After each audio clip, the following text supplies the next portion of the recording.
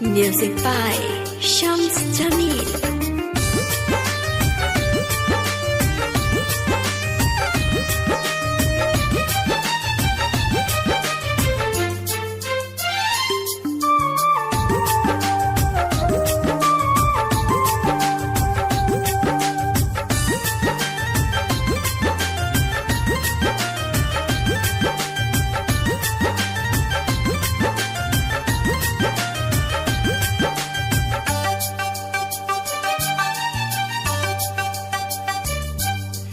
केहू कहेला पागल, केहू कहेला दीवाना, महाजे लोगवा पत्थर हंसता जमाना।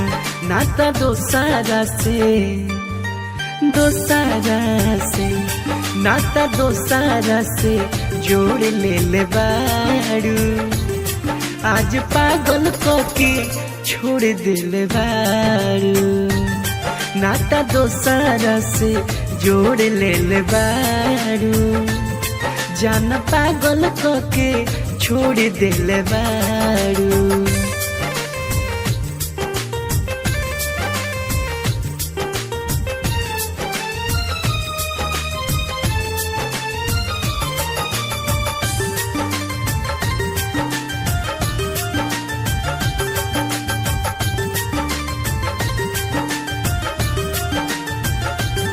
अपना हुस्न के जादू में कैलू माता हो, आज भटकत बानी जौन तहरे बाबे दोस्त।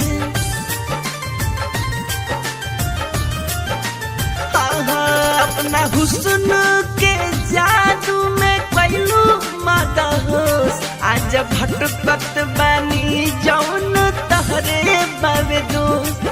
हाँ तोहरे बाबे दो, दिल के शीशा समझ के, शीशा हो दिल के शीशा समझ के फोड़ दिल बारू।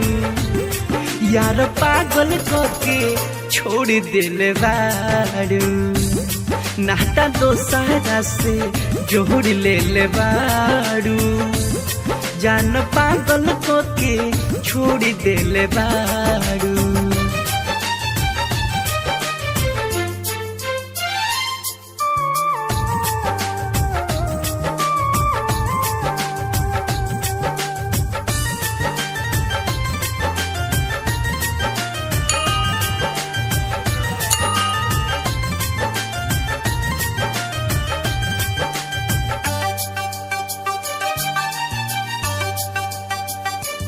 सारा दुनिया भुला के तुझसे कोई लहन प्यार, आज पंकज के तू बनाई लहलू यार।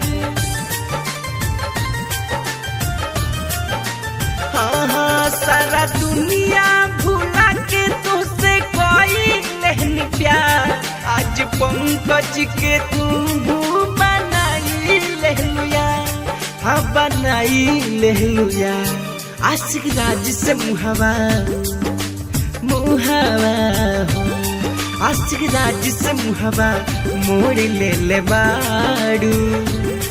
यार पागल को के छोड़ दिल बारू, नाता दोसारा से जोड़ ले बारू, जान पागल को के छोड़ दिल बारू।